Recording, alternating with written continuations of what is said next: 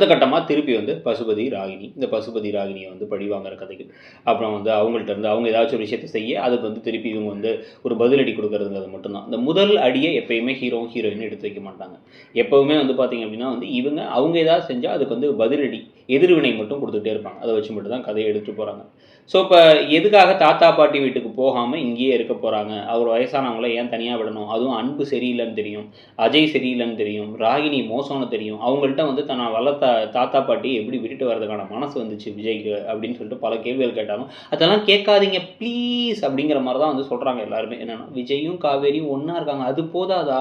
யார் எக்கேடு கெட்டு போனால் நமக்கு என்ன அப்படிங்கிற மாதிரி கேட்காங்க. எப்போ அதை கதையாகவே பார்க்கவே மாட்டிங்களா ஜென்மத்துக்குங்கிற மாதிரி பல கேள்விகள் நமக்கு தோணினாலும் சரி ஓகே, அதை விட்டுட்டு இப்போ இங்கே என்ன பண்ண போகிறாங்க? அங்கே போகாமல் இங்கேயே இருந்துடுறாங்க, அதனால ஏதாச்சும் நடக்க போதா அப்படின்னு வந்து கேட்டால் வாக்கிங் கூப்பிட்டு போகிறார் விஜய் வந்து தன்னுடைய மாமியாரை. ஸோ இப்போ சாரதாவை வந்து கூட்டிட்டு போயிட்டு இருக்கும்போதே வந்து கையை இப்படி தூக்குங்க, இப்படி நடங்க, இப்படி நடந்தால் தான் வந்து நீங்கள் வந்து நல்லா உடம்பு வந்து ஃபிட்டாக இருக்கும், ஃபேட்டெல்லாம் வந்து குறையும் அப்படி இப்படின்னு ஏதோ பேசி கூப்பிட்டு போக அதை அப்படியே பார்த்து சந்தோஷப்பட்டுட்டே வந்து காவேரி இருக்க.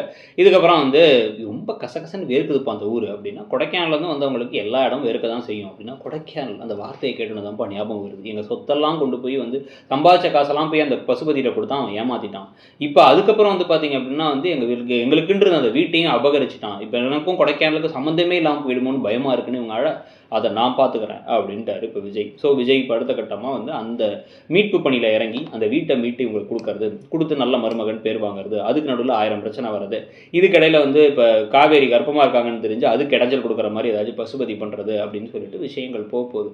இதெல்லாம் கேட்கும்பொழுது உங்களுக்கு எப்படி இருக்கும் அப்படின்னா வந்து என்னங்க இந்த கதையெல்லாம் பெருசாக இல்லையா, ஏற்கனவே இதெல்லாம் பார்த்த மாதிரி இருக்கே அப்படின்னாலும் விஜயும் காவேரியும் புதுசாக ஏதாச்சும் ரொமான்ஸ் பண்ணுவாங்க.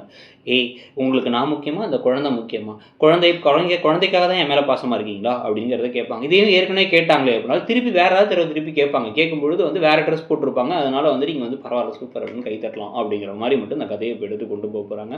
அதை பற்றி நீங்கள் என்ன நினைக்கிறீங்க? அந்த சீரியல் போகிற விதத்தை பற்றி உங்களுடைய கருத்து என்னங்கிறத சொல்லிட்டு உண்மையிலே உங்களுக்கு இந்த கதை திருப்தி அளிக்கிறதா, இல்லை கதையை பற்றி எனக்கு கவலை இல்லை, ரீல்ஸ் மாதிரி வந்து வெறும் ஜோடியை மட்டும் பார்த்தா போதும்னு நினைக்கிறீங்களா அப்படிங்கிறத கமெண்ட் செக்ஷனில் சொல்லுங்கள். தேங்க்யூ.